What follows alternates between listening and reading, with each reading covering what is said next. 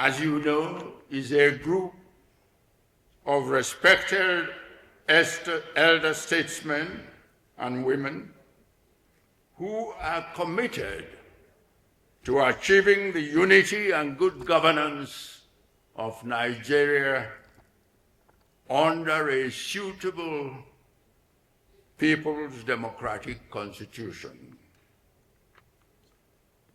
As a background to this summit, it is important to state the following indisputable facts that are recognized by all our citizens, except, of course, those who would want to continue to live in denial.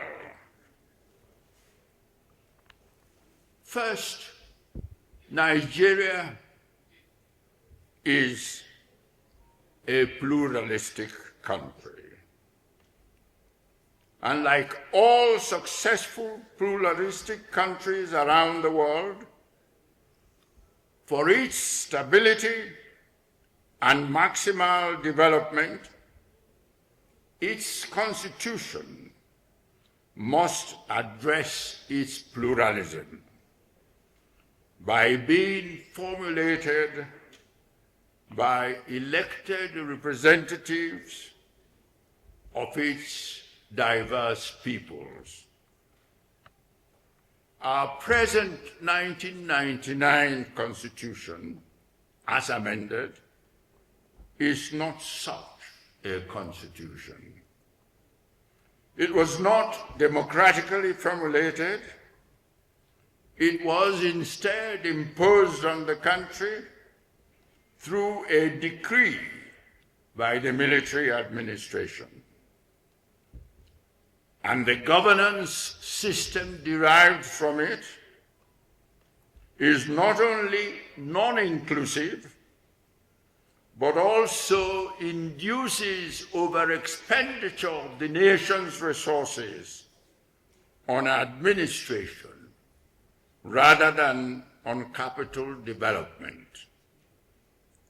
Hence, the need for a new constitution made by the peoples of our country.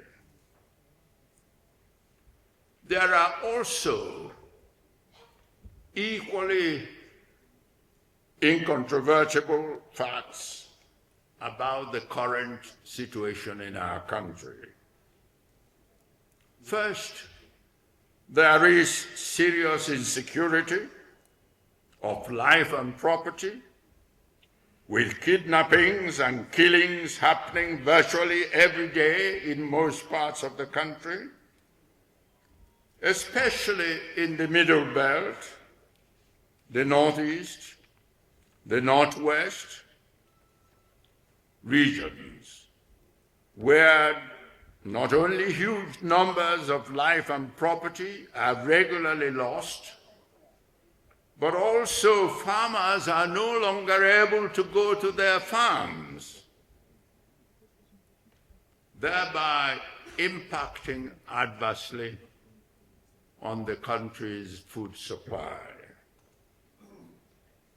Secondly, Nigeria has become the poverty capital of the world, with the levels of poverty and sufferings among the citizens rising rather than diminishing. And thirdly, the development of the country's infrastructure is generally lagging behind, including especially in health and education facilities, which in many cases are no longer fit for purpose. Fourthly, there is eroding sense of national unity within a pluralistic country that is still struggling to become a nation. Again, there is a palpable mood of hopelessness and lack of confidence in the future among the growing population of our young people. And overall, the present 36 federating units are obviously incapable of generating and sustaining the pace of national development achieved in the early years of our independence under the 1963 Constitution. In organizing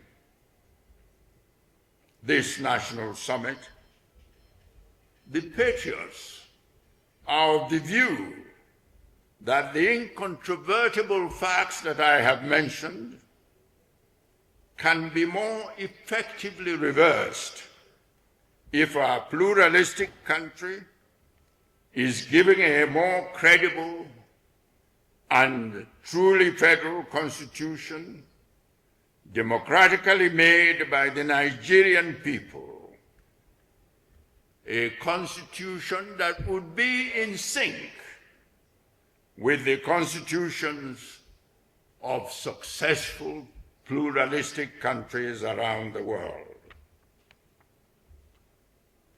To those who say that the fate of a country depends primarily on its leadership, I say that the constitution from which the system of governance is derived largely determines the character of the people who get elected or appointed to govern the country from the three arms of the government.